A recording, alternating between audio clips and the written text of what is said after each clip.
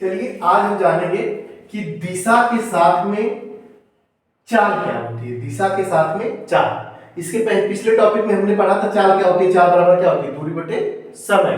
ठीक है, अब उसमें चाल क्या है, चाल हमारी एक अदिश राशि है।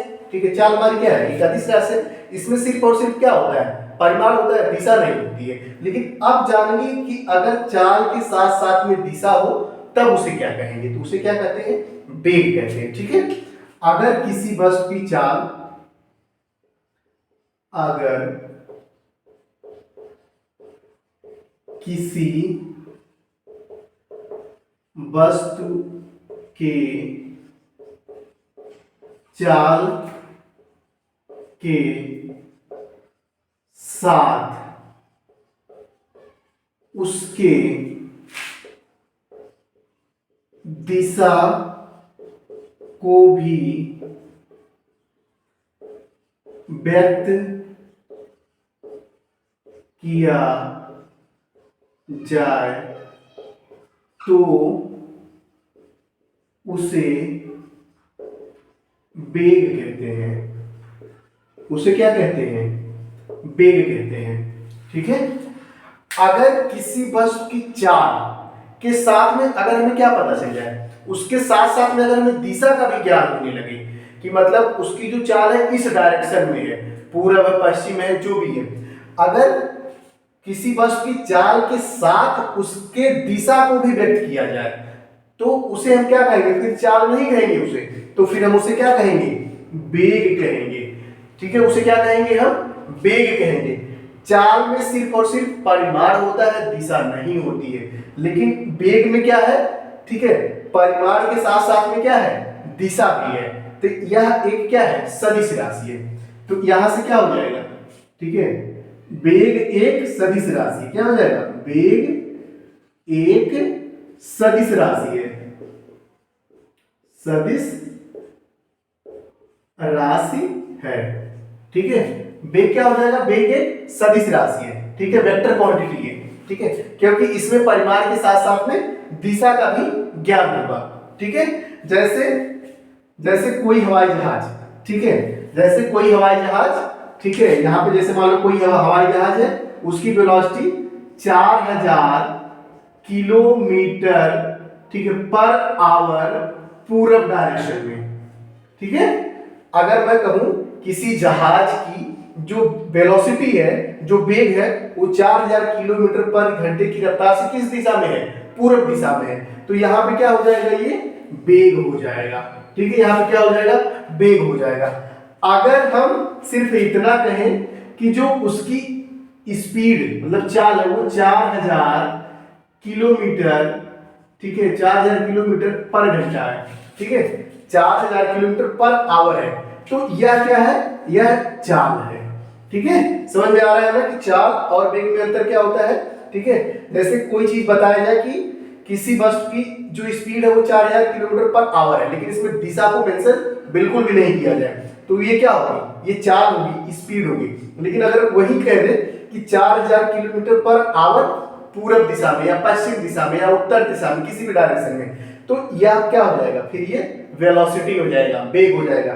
समझ गए ना, फिर ये चाल ना होकर क्या हो जाएगा, वेग हो जाएगा।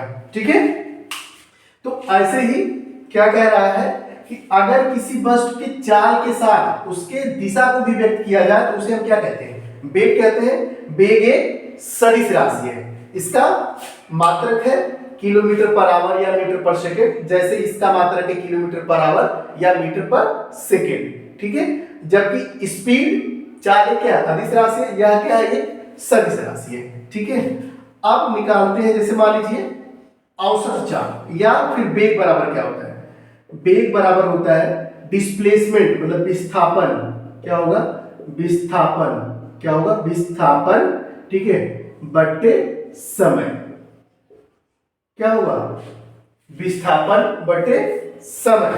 ठीक है, वेग बराबर क्या होगा, डिस्प्लेसमेंट अपॉन टाइम, क्या होगा, डिस्प्लेसमेंट, ठीक है, डिस्प्लेसमेंट अपॉन में क्या, टाइम।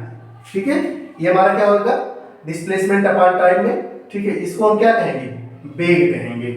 ठीक है, मात्रक आपको पता है, इसका मात्रक क्या है, किलोमीटर पर आवर या मीटर पर सेकंड, जैसा भी रहेगा, ठीक है।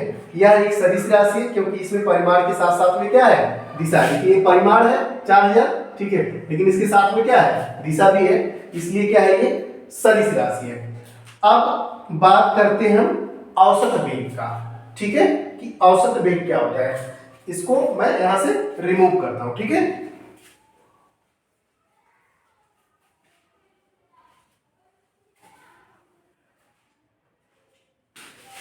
औसत वेग,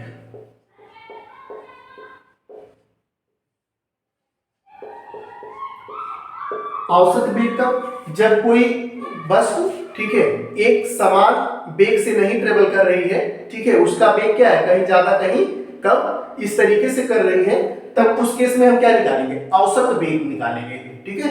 तो औसत वेग के लिए यहां पे क्या हो जाएगा, टोटल डिस्प्लेसमेंट, क्या हो जाएगा, कुल विस्थापन, कुल विस्थापन, ठीक है, कुल विस्थापन बटे टोटल, मतलब कुल समय, कुल समय, ठीक है, total displacement upon total time, ठीक है। ये क्या होगा, औसत वेग। अगर कोई बस या हवाई जहाज है, ठीक है, मान लीजिए पहला वो कुछ किलोमीटर, मतलब 4000 किलोमीटर पर आवर के हिसाब से चल रही थी पूरब दिशा में, फिर उसमें क्या हुआ, 3000 किलोमीटर पर आवर के हिसाब से हो गई। तो ऐसे केस में हम क्या निकालेंगे, उसका औसत वेग अगर पूछेगा तो कुल विस्थापन बटे कुल समय, ठीक है। अब दूसरा एक और फार्मूला औसत वेग का,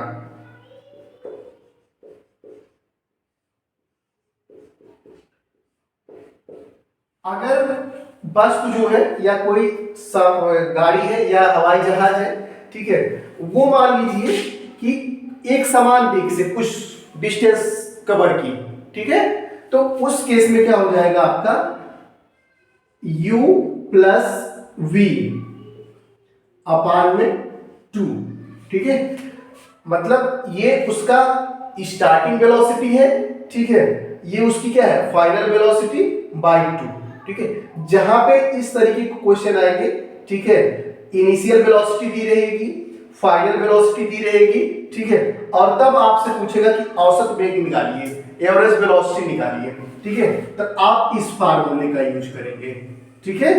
तब आप किस फार्मूले का यूज करेंगे, तब आप इस फार्मूले का यूज करेंगे u प्लस वी बाई 2, ठीक है।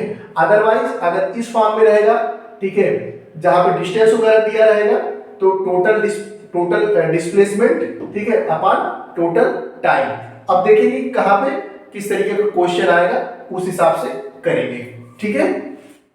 इसका मात्रक ये क्या है, जो हमारा वेग है, वेग एक सदिश राशि, क्या है ये, वेग हमारा जो है, वेग एक सदिश राशि है।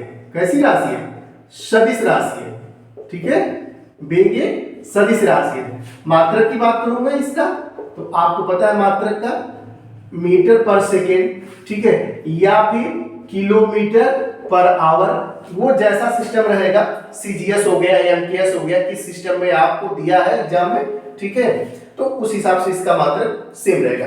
स्पीड, ठीक है, और वेलोसिटी दोनों में अंतर क्या है, जो वेलोसिटी है वह एक वेक्टर क्वांटिटी है, ठीक है, इसमें डायरेक्शन की जरूरत पड़ती है, जबकि स्पीड जो चाल है यह एक स्केलर क्वांटिटी है, अदिश राशि है, इसमें दिशा की जरूरत नहीं पड़ती है, ठीक है।